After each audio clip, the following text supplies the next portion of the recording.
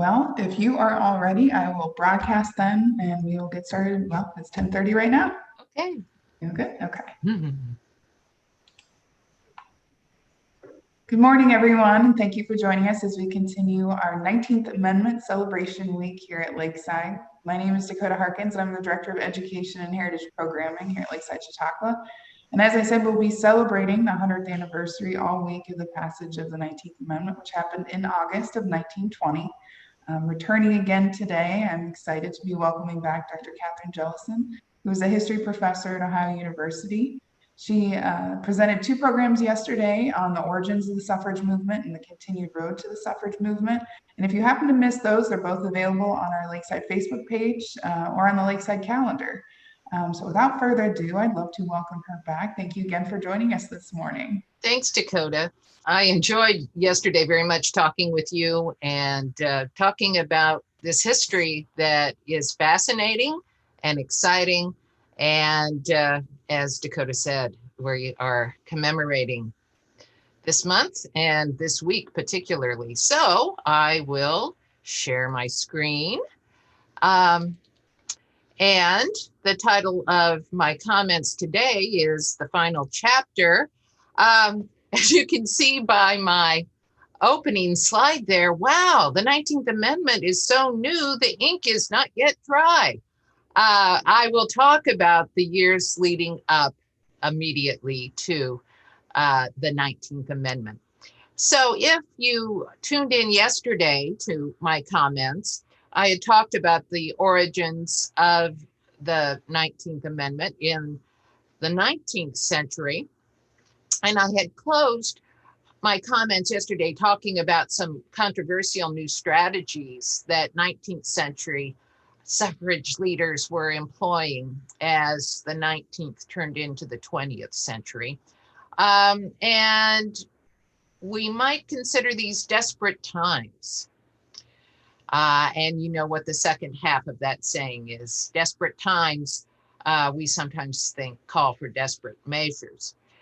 As the first generation of suffragists, Susan B. Anthony and Elizabeth Cady Stanton being the two most prominent suffragists of the 19th century, as they are literally passing from the scene as the 20th century begins, Susan B. Anthony will pass away in 1906, Elizabeth Cady Stanton a few years earlier in 1902. This photo I'm sharing with you here shows them as senior citizens. They had kept up the suffrage crusade until their late years, but they are passing from the scene. The suffrage movement had begun in 1848 with the Seneca Falls Convention of that year. And these women had given decades of their life to the cause, and still women's suffrage is not a reality for most female citizens. And so as they leave the scene and hand over the reins to a new generation of suffragists, we see the employment of some of these desperate times, desperate measures, some of these strategies that were blatantly nativist, certainly classist, and definitely racist, as illustrated in this poster that I shared yesterday. A poster that I discussed the imagery here at some length yesterday, so I won't go into it today. But we see the white woman, in this case, Frances Willard, who was the most famous president of the WCTU, the Women's Christian Temperance Union, and the largest women's suffrage organization. It was not an organization that was specifically focused only on the issue of suffrage, but it was very much a pro-suffrage organization, believing that if women had the right to vote, they would vote for temperance-minded lawmakers and temperance laws. So in this problematic poster of the late 19th century, still used here in the early 20th century, we have the middle-class white woman juxtaposed with some classist, racist, nativist, ableist images of the men who also lack suffrage rights. And so these themes of these problematic themes are being employed in the late 19th, early 20th century to try to persuade white male lawmakers, why can't the fine, upstanding, middle-class white woman be given the right to vote? Because if she isn't given that right, she is classed along with Native Americans, Black convicts, mentally challenged, perhaps immigrant men, men suffering from mental illness. Doesn't the fine, upstanding, white, middle-class woman deserve the vote? And so we see here, as the 20th century begins, some very problematic imagery and language being used to try to sell the idea of suffrage to a nation that has been exposed to this idea for many decades now, but has not yet embraced the idea of women's suffrage. And we only have a few states in the Union at this time that are allowing women the right to vote. Well, as we pass leadership of the suffrage movement to a new generation, we have some new characters I would like to introduce today to our story of the suffrage movement and this road to the 19th Amendment. One woman is literally a second generation suffragist. Here on your left, you see Elizabeth Cady Stanton, the author of the Declaration of Sentiments, that document that in 1848 introduces the women's rights agenda and includes that controversial demand for the right to vote. Elizabeth Cady Stanton, and on her lap here in this photograph is her daughter, Harriot Stanton. On the right, your right, you see Harriet Stanton, now Harriet Stanton Blatch, all grown up and herself becoming a suffragist. And among the new generation of leaders of the suffrage movement in the early 20th century is Harriet Stanton Blatch. She is particularly active in the movement for women's suffrage in her home state of New York, which at this time, of course, is the most populous state in the Union, and yet still, as the 20th century is in its early years, has not granted women the right to vote. Another of the second generation suffragists is this woman, Carrie Chapman Catt, and she is someone who considered herself and was considered by Susan B. Anthony, one of Susan B. Anthony's, as she called them, her surrogate nieces. These were young women. Susan B. Anthony herself never married and didn't have children, but she took on these young women that she called her nieces, her surrogate nieces, and mentored them in the suffrage movement. And so Carrie Chapman Catt is one of Susan B. Anthony's surrogate nieces. Now, with Carrie Chapman Catt becoming a leader in the suffrage movement in the 20th century, we now see movement leadership expanding beyond the Northeast. In the 19th century, most of the suffrage leaders had been from the Northeastern states. Now, with Carrie Chapman Catt, we see a Midwesterner taking on leadership in the movement. And Carrie Chapman Catt is one of the so-called new women of the 20th century, a college-educated woman. She's a graduate of Iowa State University. And she becomes the head of the National American Woman Suffrage Association in the 20th century. She is pictured here on the right with the first woman who is elected to the U.S. Congress, Jeannette Rankin. and I will be talking quite a bit about Jeannette Rankin this afternoon in my comments.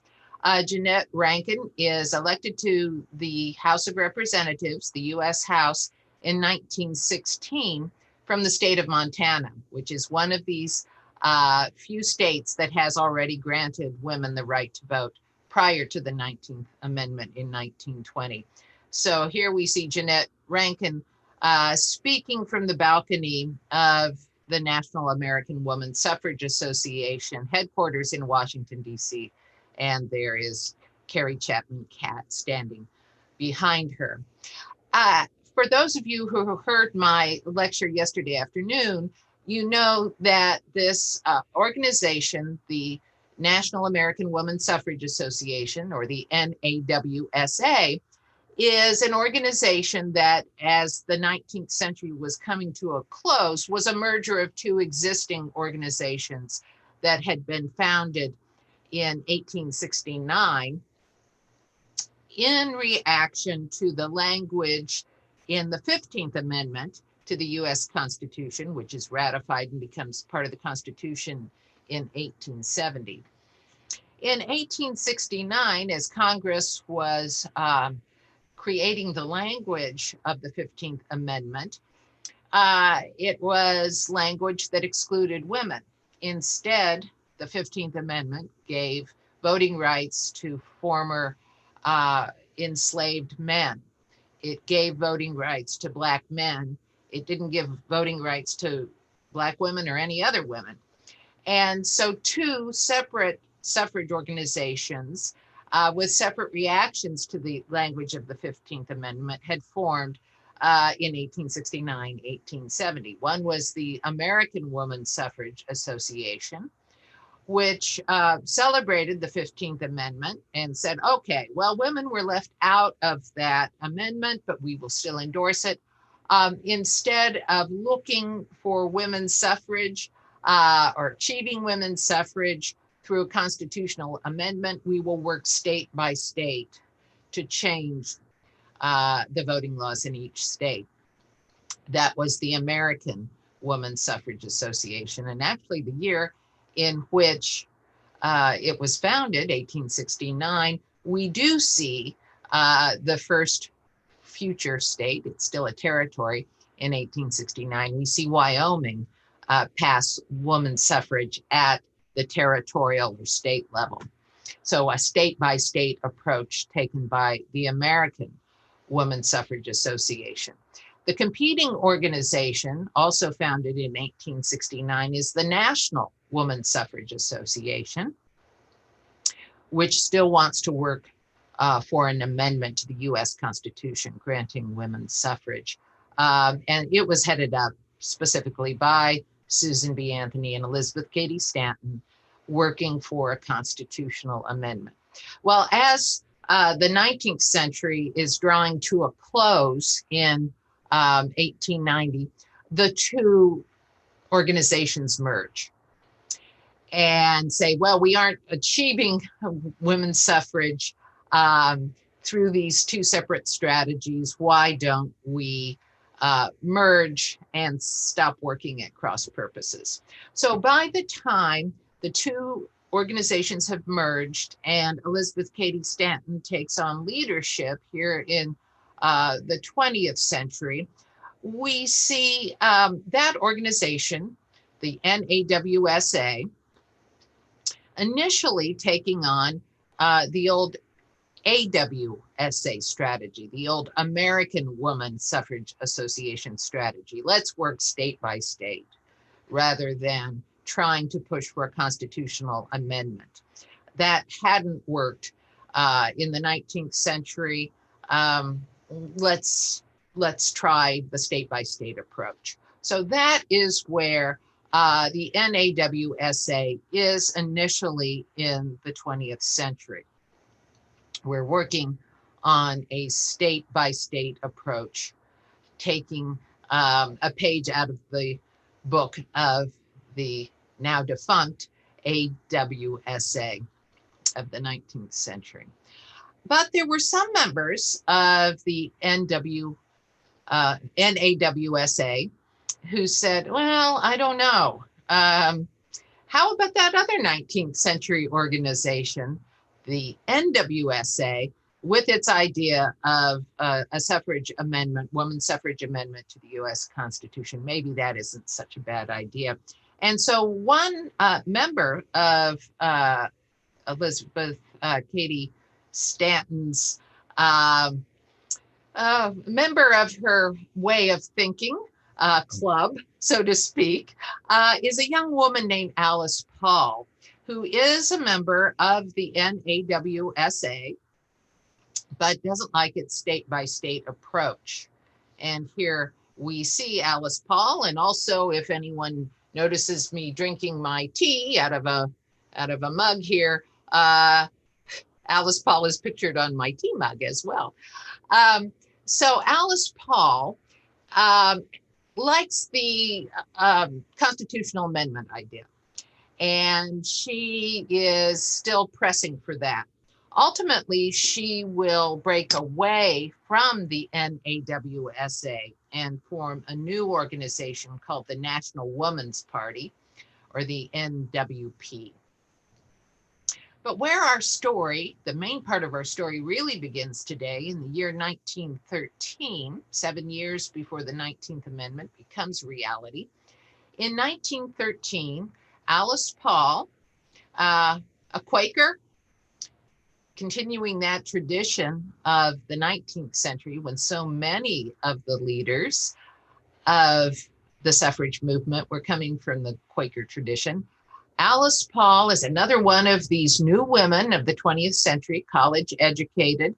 She's even attended graduate school.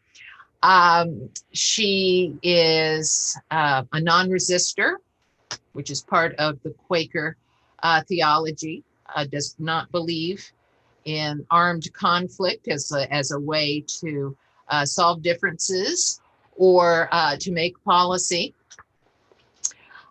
So she's a pacifist. She is someone who, although a pacifist, can be rather radical in some of her behaviors and some of her ideas. And so in 1913, as a new president, President Wilson is about to be inaugurated as president, we see Alice Paul coming up with an idea that let's make a big suffrage parade or procession or pageant at the time of this new president's inauguration in 1913. So at this point, 1913, Alice Paul is still a member of the NAWSA. She has not yet broken away and formed her new organization, the National Woman's Party. She says, the day before Wilson will be inaugurated, which is March 4th, 1913, the day before, on March 3rd, as Washington, D.C. is preparing for Wilson's inauguration, let's have a big suffrage procession through the streets of Washington, D.C. Let's engage in spectacle, in pageantry, to remind President Wilson that we have not yet achieved true democracy in American society, in American politics, when half of the citizenship of the United States is denied the right to vote. Now, Alice Paul has been living in the United Kingdom for several years before returning to the US here in the 1910s, and she has been an observer of the British suffrage movement. Maybe we forget about that sometimes. Yesterday, when I was talking about the abolitionist movement and how it gave birth to the suffrage movement, I noted that we had an abolitionist movement on both sides of the Atlantic Ocean. There was a British abolitionist movement working toward the elimination of suffrage in the of slavery in the British colonies, at the same time that there was an American abolitionist movement wanting to abolish slavery here in the US.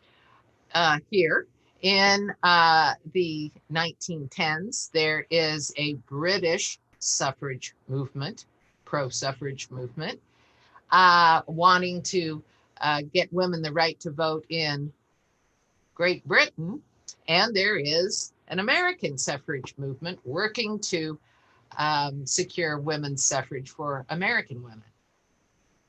Well, Alice Paul, as I said, is someone who has been pursuing an advanced education, and she has been studying in graduate school in Great Britain, and she has observed what's going on there in the British suffrage movement, including the activities of the most radical of the British suffragists, those who were followers of female members of the prominent Pankhurst family.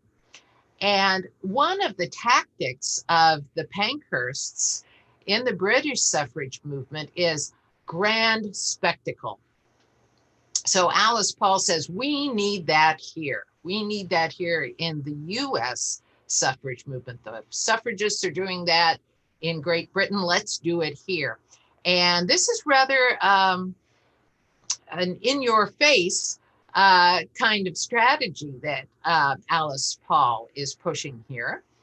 The day before the new president's inauguration, we will fill the streets of Washington with suffragists and sort of say, well, look at us, President-elect Wilson. We are going to continue our demand for suffrage here in the 20th century and here under your new presidency. Now, why target Wilson in particular? Well, he's a Democrat, and a Democrat hasn't been in the White House for quite some time, not since Grover Cleveland earlier in the 19th century.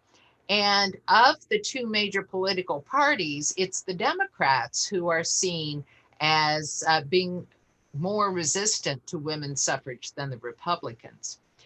That's because part of the Democratic coalition at this time are Southerners who are less likely to be pro-women's suffrage than Northerners, because there's always the risk in the segregated South at this time. If you are talking women's suffrage, you might be talking Black women's suffrage. And this was not something that the segregationist lawmakers in the American South wanted.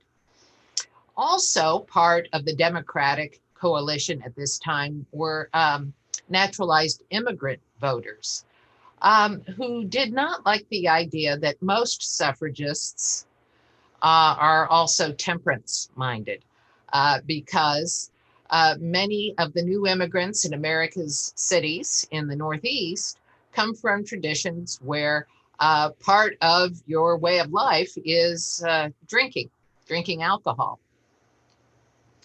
And so we have many naturalized immigrant voters saying, oh, we don't want women's suffrage because so many of the suffragists, including Carrie, Chapman, Catt, the president of the National American Women's Suffrage Association, had come to the suffrage movement from the temperance movement.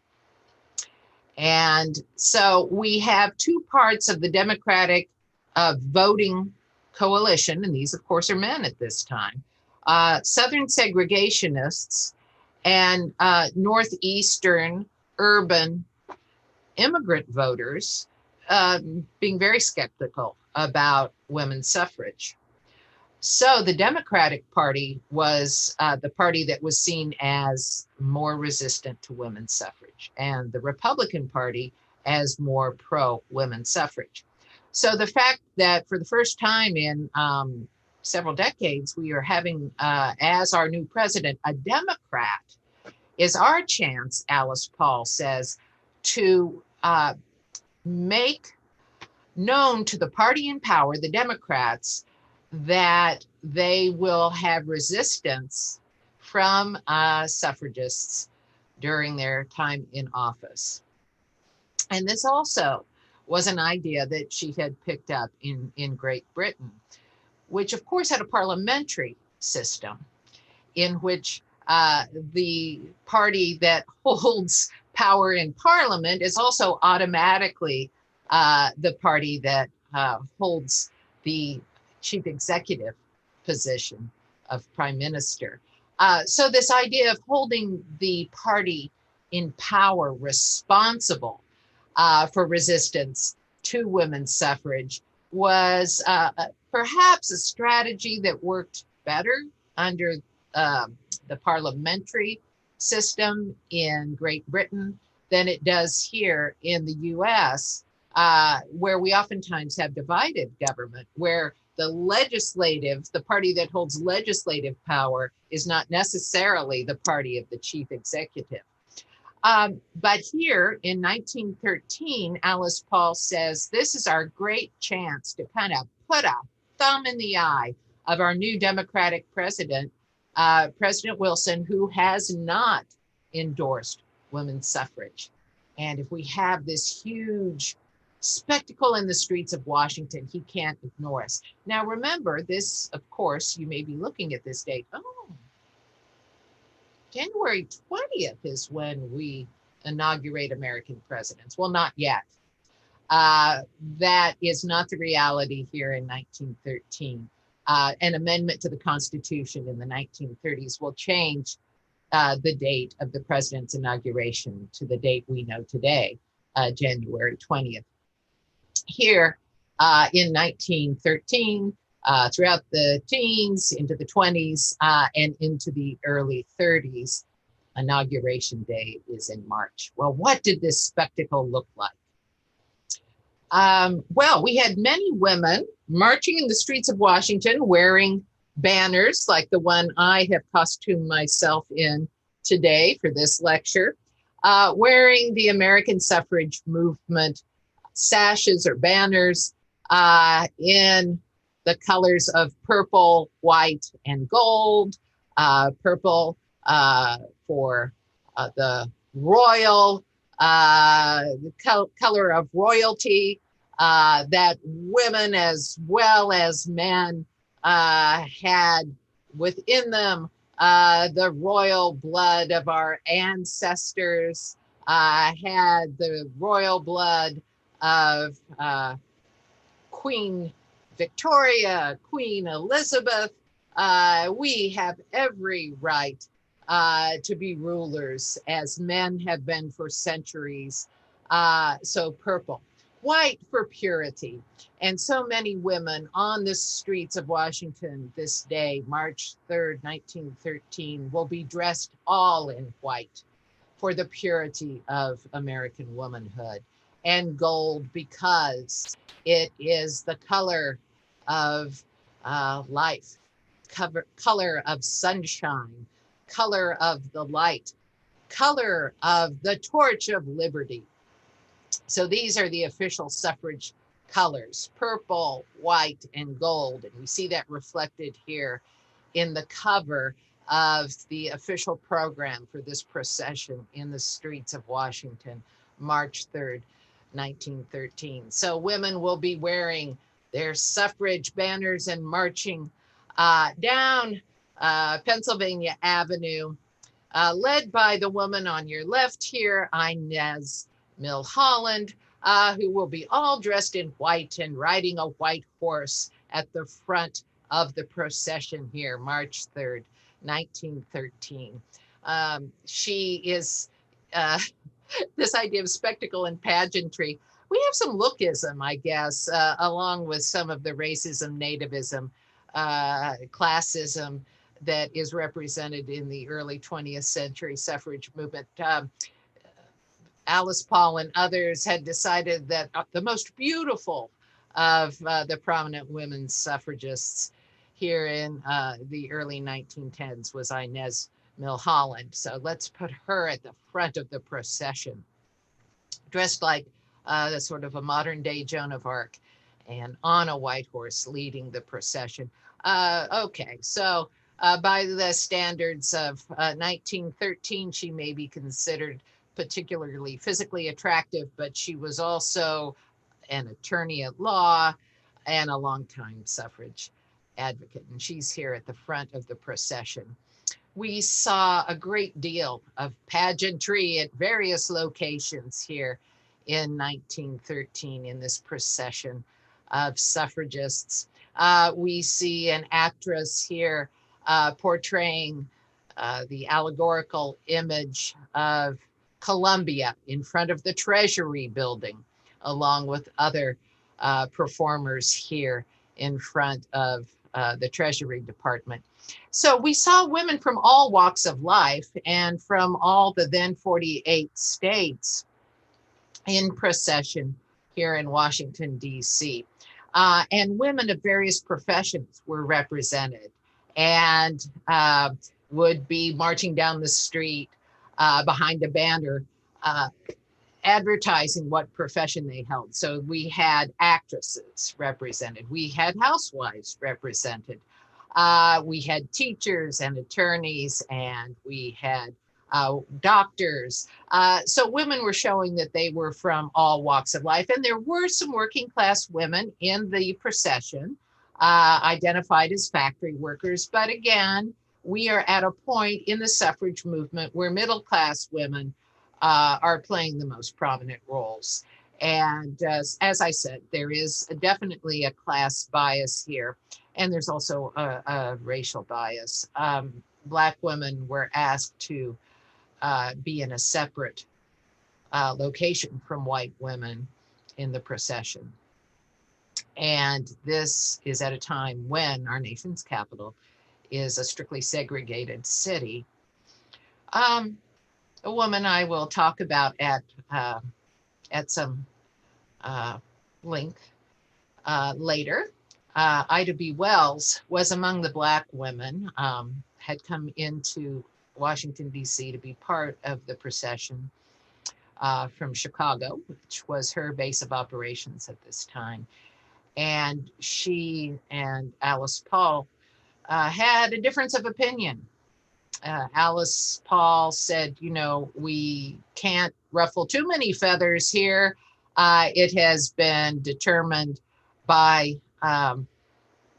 local custom that this be a segregated parade procession. And so, and of course, this was the law of the land at this time, since the 1896 Supreme Court decision in Plessy versus Ferguson, that local standards regarding integration or segregation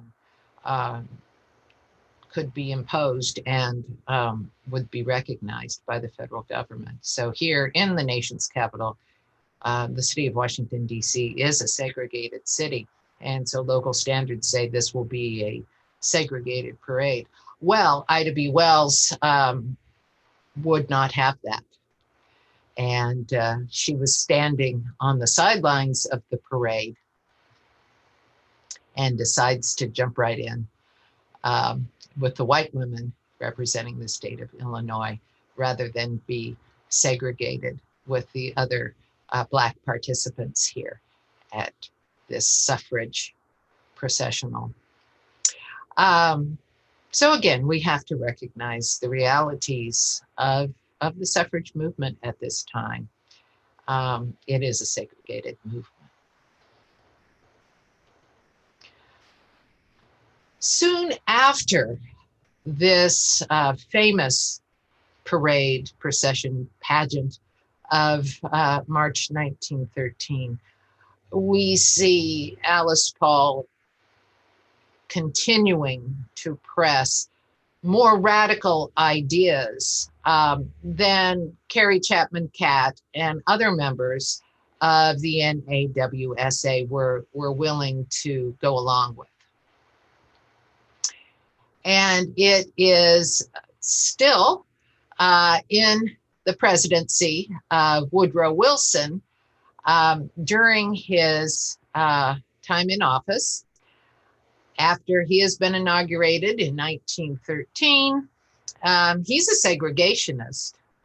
Although he had been governor of New Jersey before becoming president of the United States, he was originally born in a state that practiced segregation, was born in one of the states of the former Confederacy. He was born in Virginia. And in fact, during his presidency, Woodrow Wilson resegregates the federal offices here in Washington, D.C. So let's keep in mind, our nation's capital is a segregated city. It is here during the presidency of Woodrow Wilson, a segregated federal government. Federal offices had been integrated. Wilson resegregates them. And by the time, during his presidency, that Alice Paul breaks away entirely from the NAWSA and creates a separate, more radical women's suffrage organization, the National Women's Party, a party that will advocate, as the most radical British suffragists did, acts of civil disobedience. She will not be including among her silent sentinels. This is one of her acts of civil disobedience. Alice Paul and her National Women's Party. We will have around-the-clock protests at the White House. We will have women wearing their purple, white, and gold suffrage sashes, picketing President Wilson and picketing the White House around the clock. Women will stand there holding banners like the one you see here at your left. Mr. President, how long must women wait for liberty? Well, those will be white women who are picketing around the clock. Again, we don't see Alice Paul challenging local practices here in Washington, D.C. The silent sentinels that she will send for her around-the-clock protests outside the White House and protests against President Wilson, these will all be white women. Now, the silent sentinels of the National Women's Party never represent more than about 5% of all suffragists. It is a distinct minority of U.S. suffragists who will affiliate with the National Women's Party. They are the most radical suffragists. They will engage in acts of civil disobedience, as you see here, breaking the law by supposedly impeding traffic, by standing here on the sidewalk outside 1600 Pennsylvania Avenue. Now, it looks like they're not really impeding traffic in the photographs you see here. And maybe a little bit of foot traffic walking down the sidewalk. But the argument was by the police here in Washington, D.C., that when the silent sentinels of Alice Paul's National Women's Party went out to the White House and held up their banners of protest, that they attracted crowds that then sometimes spilled into the streets and impeded motor traffic. And that certainly was the case when anti-suffrage male protesters would come on the scene and harass these silent sentinels. The women were supposed to be good practitioners of civil disobedience. And after all, Alice Paul's a Quaker. They're not supposed to fight back. They're supposed to be non-resistors. They are to stay silent, and they are to remain at attention here in their suffrage sashes and with their banners of protest. So if harassers, male counter protesters come up and start yelling at these women, or maybe even shoving them or poking them with umbrellas or whatever they're doing to try to disrupt the women in their silent protests here at the White House, they are not to physically resist. It's interesting to note, though, that the men who may be harassing these women are not the ones who are arrested. Instead, it is the National Woman's Party protesters themselves, because they are seen as having instigated these rowdy scenes out here on the sidewalk that sometimes spill into the streets and impede traffic. So these most radical of the suffrage protesters, those affiliated with the National Woman's Party and led by Alice Paul, will oftentimes do what practitioners of civil disobedience are supposed to do: take their punishment for breaking the law. And that means that these women will be taken to jail. The woman you see in this photograph here at your left is one of Alice Paul's close associates in the National Woman's Party, a woman named Lucy Burns. And here is Lucy Burns having been arrested for impeding traffic and taken to jail. And once in jail, the women who are members of the National Woman's Party who have been arrested for protesting outside the White House, once they are in jail, they won't allow anyone to bail them out. They say, we are political prisoners. We have been jailed because we are expressing our First Amendment rights to protest. And outside the jails that the women are taken to, other members of the National Woman's Party might be picketing back and forth on the sidewalk outside the jail with signs such as the one you see here in the upper right. To ask freedom for women is not a crime. Suffrage prisoners should not be treated as criminals. This is also taking a page out of the British suffrage movement book. The most radical of the British suffragists, those who are aligned with Emmeline Pankhurst and other members of the radical Pankhurst family. They have similarly been arrested for their protests. They have been taken to jail. They have said, we are being jailed for our political opinions, in this case, that women should have the right to vote, and we will portray ourselves as political prisoners. And if we are treated like common criminals instead of people who are simply jailed for their political beliefs, we will go on hunger strikes. This is what the suffragists, the most radical of the suffragists, had done in Great Britain.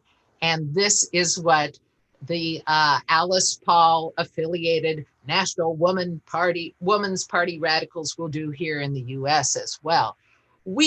Until we are recognized as political prisoners, we will not eat your prison food. We will go on hunger strikes. And this was something, again, a tactic borrowed from the British radicals. This was a tactic that Alice Paul had learned about in Great Britain, and is something that she saw as being very effective in Britain.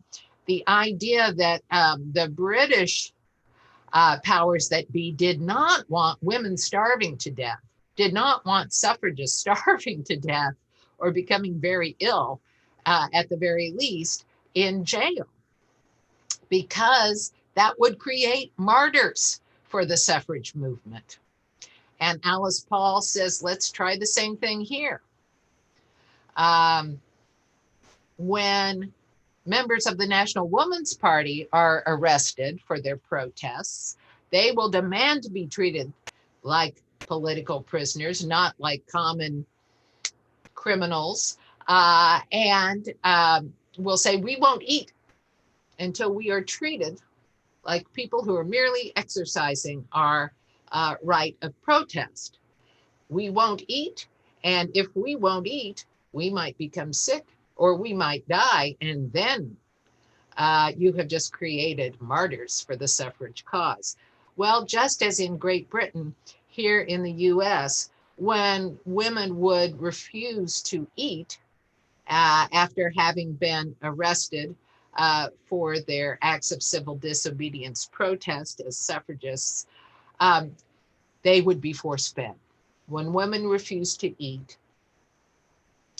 they would be force-fed just as they had been in Britain.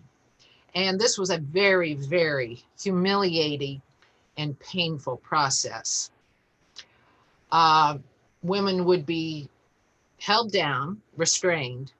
Tubes would be shoved up their nostrils or down their throats, and force-fed,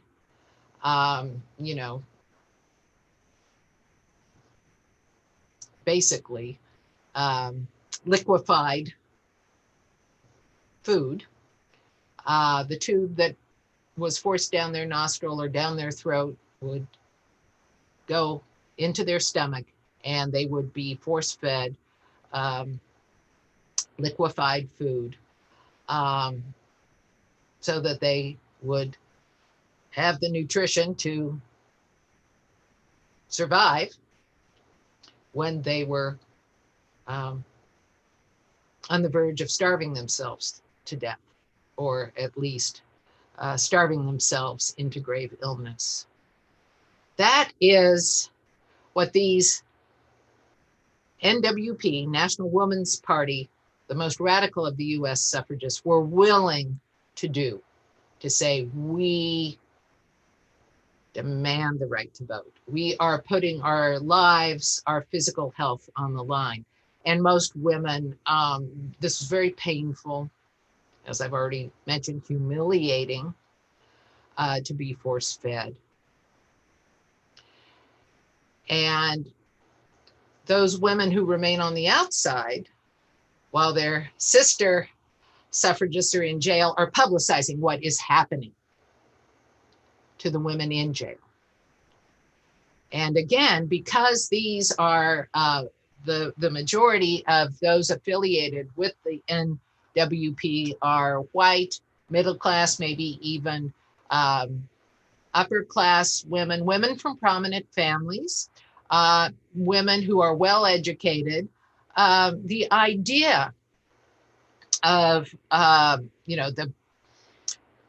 women of elite families being treated in this fashion, being held down on the floor of the jail cell and being force-fed. This is not good PR. This is not good PR for the criminal justice system here in the Washington, D.C. area. And again, those who remain outside the jail walls are saying, well, what do you expect? What do you expect in the city of Washington, D.C.? What do you expect in a government led by someone, head of the Democratic Party, a president like Wilson, who has not endorsed women's suffrage?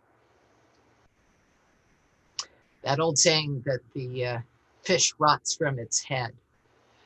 When we live in a nation headed by someone who has not endorsed women's suffrage, who is a member of a party that has not endorsed women's suffrage, what do you expect the behavior of local officials to be in our capital city?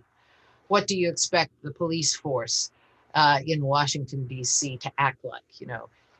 Arresting the best and brightest women of the U.S., taking them into jail, where the jailhouse matrons and the male jailers will force feed and humiliate these fine, upstanding women. Once the women had, I guess, paid their debt to society for being radical suffragists, blocking those sidewalks supposedly out there on Pennsylvania Avenue. Once their jail terms were up and they were released, they would come out of jail not in very good physical health. They'd been force-fed, but they had not been treated very well. Some of them had injuries from the act of being force-fed, had not had daily baths and grooming, they would come out of jail not looking their best, most of them having lost several pounds, not being in the best of health, having had that tube forced down their esophagus, some of them not having very, very much of a voice left, having a tube forced down their throat. They would be met by those NWP members who had stayed on the outside with bouquets of flowers and with commemorative jailhouse door pins, like the one you see pictured here. And I'm wearing a replica here at the top of my suffrage sash, a replica of the jail door pin, which could also be worn on a chain around the neck like a pendant. So again, pageantry, right? We just don't let these women leave jail after their experience without being celebrated for the sacrifices they have made going to jail. We will give them some commemorative jewelry and a big bouquet of flowers. And then those women who have been on the outside and celebrate the women who've just come out of jail, well, then they take their place being silent sentinels, being arrested, going to jail, going on hunger strikes. And the women who have been in jail are on the outside, and they will be the ones who are marching up and down the sidewalks, referring to the women in jail as political prisoners. And they will be the ones waiting for the women who are now in jail to be released. In other words, people take their turn. It's sort of a revolving door. Well, this week I'm in jail. Next week you'll be in jail. Again, the determination of these women to put their own bodies on the line, to say women deserve the right to vote. And we are going to show in very dramatic fashion the lengths we are willing to go to make this a reality. Well, what's happening here in the state of Ohio? I realized that another scholar gave a presentation to Lakeside Chautauqua attendees, I believe on Sunday, about the suffrage movement here in Ohio. Here in Ohio, we had some use of both kinds of strategies. We did not see major acts of civil disobedience. Those are centered primarily in the nation's capital, Washington, D.C. But we saw sort of both versions of rhetoric. We see the version of rhetoric here in Ohio that the NAWSA, the National American Women's Suffrage Association, was predominantly using here in the teens, that idea that you give women the ballot, or women achieve the right to vote, grab for themselves the right to vote, and use it to make a better society. This was an idea, those of you who heard my comments yesterday, that had been introduced by Frances Willard and the WCTU, the Women's Christian Temperance Union, the idea of sort of social housekeeping. You have women with the right to vote, and they will vote in all kinds of good laws that will make America a better society. They will vote in laws that outlaw child labor, for instance. They will vote in laws that outlaw the sale and use of alcohol. So the NAWSA was using that kind of rhetoric, the kind of rhetoric throughout most of the 1910s that had been used by the WCTU. Whereas the National Woman's Party, the more radical suffragists, the Alice Paul suffragists, were going back to that old language of Elizabeth Cady Stanton and Susan B. Anthony. While women deserve the right to vote because they are citizens. And this is why women deserve the right to vote. You see here on your left a pamphlet that was distributed by Ohio suffragists, and it's going back to those old Susan B. Anthony, Elizabeth Cady Stanton arguments, or the arguments of the National Woman's Party too. True democracy, that's why women deserve the right to vote. We believe that governments derive their just powers from the consent of the governed. Yes, that constitutional language. We believe that a democracy is a government of the people, by the people, and for the people. We believe that women are people and are governed. We believe that no state can be a true democracy if one half the people are denied the right to vote. We believe that women need the vote for the same reason that men need it. We believe that because laws we believe that because laws regulate a woman's life and the lives of her children, and because they tax her property and may even sentence her to death, she should have the right to share in the making of the laws. We believe that democracy bids everyone stand up and be counted, and that on election day, no one may be counted for more than one. One woman, one vote. Let's challenge that idea that a man's vote covers his wife's political will as well. One person, one vote. On election day, no one may be counted for more than one. If you believe this, join the movement for votes for women. So here in Ohio, we see both themes expressed in the rhetoric of the women's suffrage movement. We see this, let's go back to constitutional principles language that the NWP is pushing. Because remember, Alice Paul says, I don't know, this state-by-state approach. Let's go back to the old idea. US Constitution, let's change it. Let's have a constitutional amendment. Let's go back to US constitutional principles. That's why women deserve the right to vote. At the same time here in Ohio, we also see some of that social housekeeping rhetoric being used. Women deserve the right to vote because if they have that right to vote, they'll do really good things with it and make American society a better place. Here we see the headquarters of the women's suffrage movement in Cleveland. Women's suffrage headquarters, men of Ohio, give the women a square deal. Vote for amendment number 23 on September 3rd, 1912. And come in. Here's an invitation to the male voters. Come in and learn why women ought to vote. In 1912, in 1914, in 1917,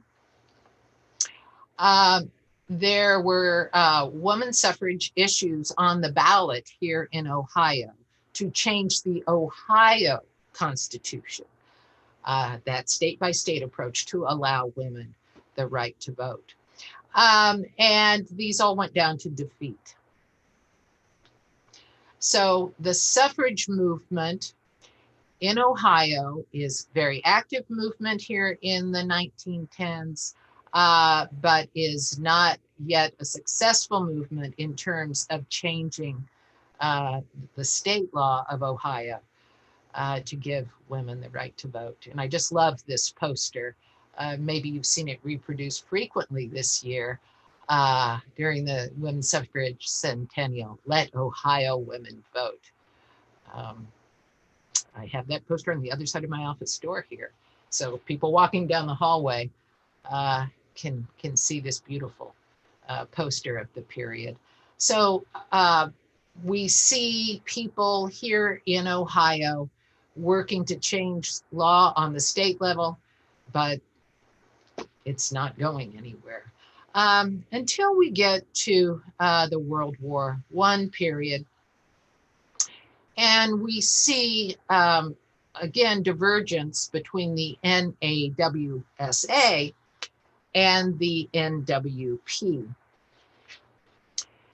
The NAWSA, the National American Women's Suffrage Association, puts the suffrage cause on hold during World War I.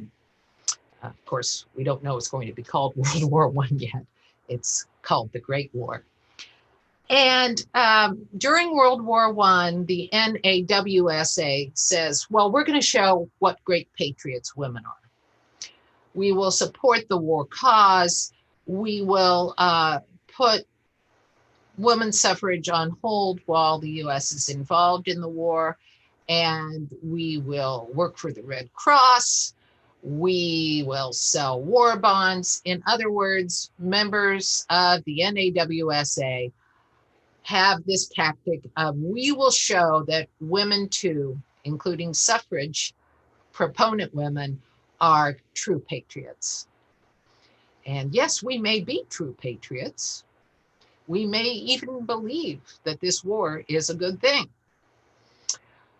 But we also believe that we may be rewarded at war's end for our loyalty to the war cause. And this decision by Carrie, Chapman, Catt, and the National American Women's Suffrage Association, this decision turns off some suffragists who are pacifists and will not think that American involvement in the Great War is a good thing. On the other hand, the National Woman's Party, headed by the Quaker Alice Paul, says, we're not putting this suffrage campaign on hold during this war. We don't agree with this war. We are going to continue to have the silent sentinels up there at the White House every day, even though it's wartime. And some of the signage becomes very, very daring, even by the standards of the NWP radicals. Some of the silent sentinels will be holding up signs that refer to President Wilson as Kaiser Wilson, saying, you're no better than that tyrant, Kaiser Wilhelm, in Germany, because you will not endorse women's suffrage. By the time the war comes to an end, in 1918, we see suffragists in that other suffrage movement across the ocean in Great Britain. We see suffragists there in 1918 being rewarded with the right to vote. That strategy of the suffragists supporting the war cause, or many of them supporting the war cause in Great Britain, has led to immediate rewards. And women's suffrage is granted in Britain in 1918. Here in the US, we finally see President Wilson supporting suffrage, and his Democratic Party saying, yeah, okay, we are pro-women's suffrage. We do need to reward the majority of suffragists who were loyal patriots during the war. And okay, it's time that we do give women the right to vote. So Congress passes a women's suffrage amendment. Now this is a little bit of a new twist here. By the time we get to the end of World War I, at this point referred to as the Great War, we have seen the National American Woman Suffrage Association, the NAWSA, also saying, okay, yeah, an amendment to the US Constitution is the right way to go. So Carrie, Chapman, Catt has said, yeah, we will endorse an amendment to the Constitution, along with the National Women's Party. Yeah, suffrage to the federal Constitution. Excuse me, an amendment, a suffrage amendment to the federal Constitution, the U.S. Constitution, is the best way to get women the right to vote. The NAWSA has lobbied members of Congress, reward us for our loyalty and our service to the war cause, reward the majority of U.S. suffragists with an amendment to the U.S. Constitution. Congress has passed that amendment to the Constitution, both houses, in 1919. And now it goes to the states for ratification. In the state of Ohio, just a dozen days after Congress in 1919, in June of 1919, passes what becomes the 19th Amendment, only about a dozen days after passage of both houses of Congress of the 19th Amendment, does the state of Ohio ratify that amendment. So finally here in Ohio in 1919, women are given the right to vote. Now, I keep using that term, given the right to vote. Male lawmakers have voted in favor of women having the right to vote that they have fought for 3 generations, that they had first demanded in 1848 in the Declaration of Sentiments, that they have marched for, petitioned for, lobbied for, spoken for, and in the years since 1913, for those affiliated with the National Woman's Party, they have put their very physical health and life on the line for. Women's suffrage is a reality in the state of Ohio. But what about other states? Will they ratify this amendment to the Constitution of the United States? 3/4 of the states have to ratify an amendment once it has passed Congress in order for it to become part of the Constitution. Remember, at this point in history, 1919, 1920, there are only 48 states in the Union. So if you do the math, that means 36 states have to ratify the 19th Amendment before it can really become part of the Constitution. Those 3/4 of the states, so 36 states. Ohio is one of the early states to ratify after the amendment has passed both houses of Congress in June of 1919. The tough nut to crack will be the South. There is a great deal of concern that Southern states will still be resistant to ratifying the 19th Amendment. And much of that has to do with the concern that if you grant women the right to vote, that will also mean Black women will have the right to vote. Even though here by 1919, 1920, as the amendment is going to the states for ratification, we already see the 15th Amendment to the Constitution granting Black male suffrage. We see it being ignored and counteracted by state and local laws throughout the South at this time.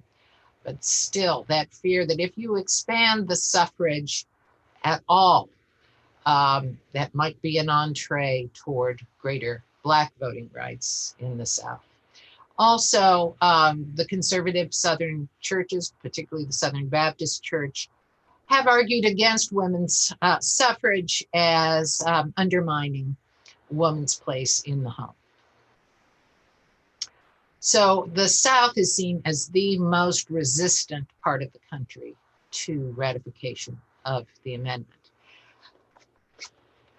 Now, we have the people involved for so long in the suffrage struggle. Oh, we are so close. Let's take this ratification campaign to every corner of the United States. Let's not write off the South as being totally resistant. Let's work in the capital cities of each southern state to try to drum up support within those white male dominated, of course, legislatures, and say, you know, you have to ratify this amendment, and here are all the good reasons why.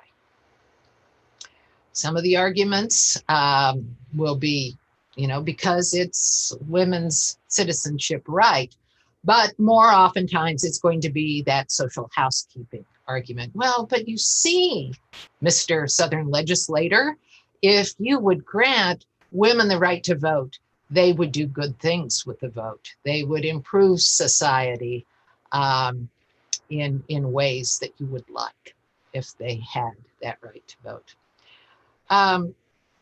35 states have ratified the 19th Amendment by this date 100 years ago, August 18th, 1920. 35 states of the necessary 36 have ratified the amendment, and now it's up for a vote in a southern state, the state of Tennessee. And who's down there? In Nashville, but Carrie, Chapman, Catt.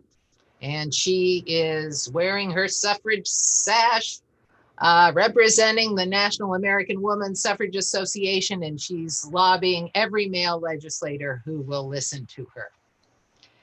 And the vote is taken, and by a margin of one vote,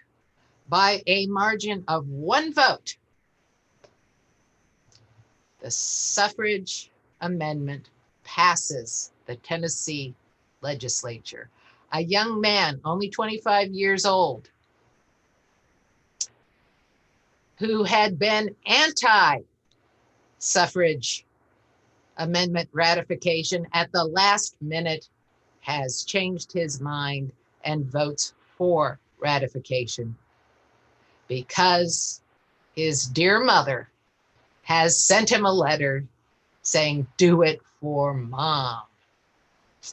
And, you know, they say, some people say, one person's vote doesn't matter. Well, it certainly did here. On this very date, 100 years ago, August 18th, 1920, by a margin of one vote, the state of Tennessee ratifies the 19th Amendment. A young man, following the wishes of his mother, changes his position on the suffrage amendment and votes in favor. And we have our magic 36th state. This women's suffrage amendment is going to become part of the US Constitution. That makes this suffragist and her friend very happy. You may recognize the very happy suffragist there on your right. She looks a lot like me, but fewer gray hairs. And she's standing here with one of her suffragist friends celebrating this date in American history. August 18th, 1920. The suffrage amendment is going to become part of the US Constitution. That suffragist there on the right is even wearing her jail door pin. She must have been one of those National Woman Party supporters. Here is the head of the National Woman's Party, Alice Paul, at her headquarters in Washington, D.C. on Capitol Hill in a place called the Sewell Belmont House, the headquarters of the National Woman's Party. Every time a new state ratified the amendment, we had Alice Paul sew a new star onto her suffrage banner. And here she is sewing on the 36th star. A few days later, 8 days later, the Secretary of State of the United States verifies that the necessary states have ratified the 19th Amendment, and it is officially part of the Constitution. So on the 18th of August, 1920, we had ratification by that magic 36th state. It is officially declared part of the Constitution on August 26, 1920. And here's Alice Paul at the Sewell Belmont House displaying the banner here on your left with all 36 stars and other members of the National Women's Party watching her as she unfurls the banner. And here's what the Sewell Belmont House looks like today. You can visit this location. It is a museum dedicated to the history of the suffrage movement, especially the part of that history played by the National Women's Party. And it has a great gift shop where you too can buy a replica of the jailhouse door pin that I'm wearing today and that you saw me wearing in that earlier photo where I'm dressed like a suffragist. Okay, so we have women's suffrage. But women's suffrage for whom? What does the fact that we have a 19th Amendment saying that the right to vote cannot be ignored on account of sex, that equal suffrage shall not be denied on account of sex? It's been a long road. It's been a long struggle. You can look at US women's political history in 72-year cycles. In 1776, in the Declaration of Independence, Thomas Jefferson wrote, "All men are created equal." 72 years later, in 1848, in her Declaration of Sentiments at that first Women's Rights Convention, Elizabeth Cady Stanton wrote, "All men and women are created equal." Another 72 years go by, and we have the 19th Amendment in 1920. And 72 years after that, in 1992, in the aftermath of Anita Hill's appearance at the confirmation hearings for Justice Clarence Thomas in the fall of 1991, many women tuned into those televised hearings and saw a Black woman bringing testimony against a would-be member of the US Supreme Court, but she's in front of an all-white male judiciary committee. And many women in America said, "What is wrong with this picture?" And a record number of women the following year, 1992, will run for office in the so-called Year of the Woman. So US women's political history runs in 72-year cycles. Gee, that's a little bit depressing, isn't it? A major victory every 72 years. 1848, 1920, 1992. But how much of a victory is this suffrage amendment in 1920? It's a victory for white women who are citizens. Their voting rights will not be challenged. But what about Ida B. Wells, a Black suffragist? The majority of Black women still live in the South at this time, where Black voting rights are not recognized. What about Native American suffragists like Sitkala Shaw of South Dakota? Most Native Americans have not even been granted US citizenship. will Native American women ever obtain the right to vote? What about Mabel Pinghua Lee of New York City? She has been a suffrage advocate, but as an East Asian immigrant who has come to the United States to go to college, she can't even become a naturalized US citizen at this time in history. Will she ever obtain voting rights in her lifetime? What about Nina Otero Warren? Nina Otero Warren of New Mexico, a Latina suffragist. Will her voting rights be recognized in the southwestern United States, where the kind of Jim Crow laws that are preventing Blacks from voting in the Southeast are oftentimes used to prevent people of Latin American heritage from voting? Well, this afternoon, I will talk at greater length about women of color and what the 19th Amendment does or does not mean for them. Looks to me like we have about 10 minutes for any questions people may have, so I'm going to stop sharing my images and reconnect with Dakota and others who may have comments or questions they want to ask. Oh, Muted myself. I was going to say, I can't hear you.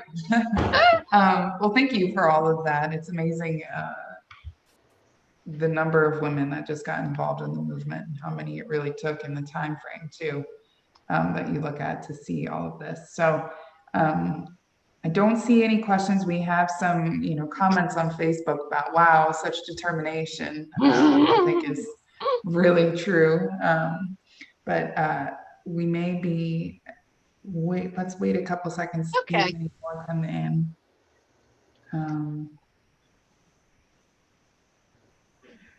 But it's just, it's an outstanding story. And whenever we were planning this week originally, which started about a year ago, that was when all of the plans for the 100th anniversary celebration came into play anyway.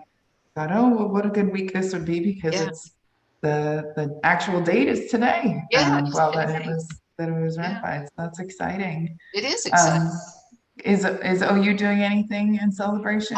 We're celebrating, and of course it will be virtual. Virtually, of course. On the 26th. Okay. And while I was talking, I noticed I had several emails coming in from people who are part of that celebration. It's going to be a virtual celebration where people upload music and poetry, and I'll be dressed like a suffragist and reading a speech by one of the Black women suffragists from Ohio, and her arguments for Black suffrage and women's suffrage. And so, yes, so it will be a day-long celebration in cyberspace. In cyberspace, like most celebrations today. And we're going to have workshops that day in cyberspace where people can make their own suffrage banners. Oh, well, that's really nice. I feel very underdressed that I don't have my sash or pin or anything on today. And I would say too, for everyone who had been looking forward to it, we had planned originally to have the Ohio Women Vote exhibit from Ohio History Connection at Hoover Auditorium this summer. So that had been planned for earlier in the season. But for those of you who were interested in seeing that, it is online. So you can check that out too. And I was one of the consultants for that exhibit, and I was hoping it was going to be here in Athens at a couple of different venues. My understanding when I was last talking with folks there at the Ohio History Connection is that it will go to the various locations where it was set to go this year, next year. Oh, good. Okay. But you can view it virtually. Yes. Well, we'll still hope to bring that back again next summer for everyone to see in person, put that up in the Hoover lobby for a little bit later celebration, but still worthy of a celebration. And, I was a consultant, but So of course I'm going to say it was a wonderful exhibit, but I was so impressed with the materials that people there at the Ohio History Connection were able to retrieve from their collections, photographs, and speeches and comments by women, not only who were involved in the suffrage movement, but in the women's rights movement subsequently, Ohio women. And it was, they did a great job of showing the diversity of women who were involved. I was fortunate enough, I got to see it at the Toledo Public Library right before everything broke out, just in time. But I was impressed with the subsequent years and all of the tying in women's activism. And on the 29th of this month at noon, I'm interviewing some of the still living women who are featured in that exhibit, present day activists here in the state of Ohio. So the Ohio History Connection will be hosting in cyberspace on the 29th, an event they were originally supposed to host back in March, but of course had to be postponed. And so if you go to the Ohio History Connection and look up upcoming events, it is a day devoted to the suffrage movement and women's political and social activism in general. And as I said, I will be interviewing 3 of the 21st century women who are featured in that exhibit. Oh, that's great. Well, we'll get that link then. We'll look for that on the Ohio History Connection page, and we'll put it up for everyone to see later on today. But since you will be back with us again this afternoon, before too long, we'll let you go now and look forward to seeing you for the... And I encourage people who are listening to me now, be thinking up some good questions for me this afternoon. That would be great. Okay, thanks, Dakota. And thank you for being a great audience. I assume you were out there in virtual audience land.